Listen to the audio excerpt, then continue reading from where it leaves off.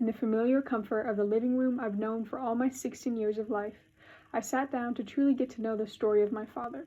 There's a gray couch to my right, a phone recording on my left, and my computer sitting on a table right in front of me. Hi, I'm Bradley Bishop. I'm 55. I was born in the year of 1965. I work as a pediatric hospitalist. So I take care of kids that are sick enough to stay at the hospital. Could be anywhere from 3 more to 11 more years of training to become completely qualified in the area that you're interested in. I chose a general area of medicine, pediatrics, and that was a 3 years more. So a total of 11 years after high school. Having been a doctor for around 27 years, Bradley Bishop has found many ways to calm down children during these stressful times that they're at the hospital. I try to do things that help distract, that might be curious or non-threatening. First of all, you don't move very fast. You talk to them.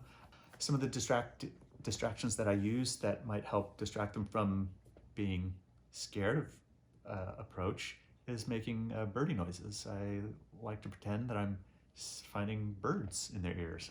I used to think that doing cartoon voices might work well, but the parents might look at you a little funny, like, oh, who's this? We need a doctor, not a comedian. While growing up, Mr. Bishop had interest in medical related things, like biology. For example, in his biology class, he had to do an hour presentation. Beginning where I had a volunteer who knew about this ahead of time, come and lie on the desk at the front of the class, and I gave him a bratwurst that I'd carved into the shape of a thumb to hold in his hand. And I picked up his hand and cut off his thumb. So he just oozed fake blood for the whole rest of the hour-long presentation while I described how one goes about reattaching a limb. The patient died, but we were successfully able to reattach his thumb. Another example that connects Mr. Bishop's childhood to his career today is the fact that while he was growing up, he was surrounded by many children.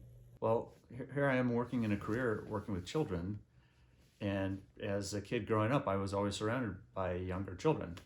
Probably having a lot of siblings had something to do with my interest, or at least my inclination to work with children in a professional capacity, serving them as a pediatrician. Along with having siblings, Mr. Bishop found himself babysitting other families' kids as well. He was also inspired to become a doctor because he had a kind and caring physician when he was a child. Relating all of these factors together, Mr. Bishop decided to start studying for med school. However, he was hesitant. I really used to think that it was a low likelihood that I could ever be smart enough to be a doctor.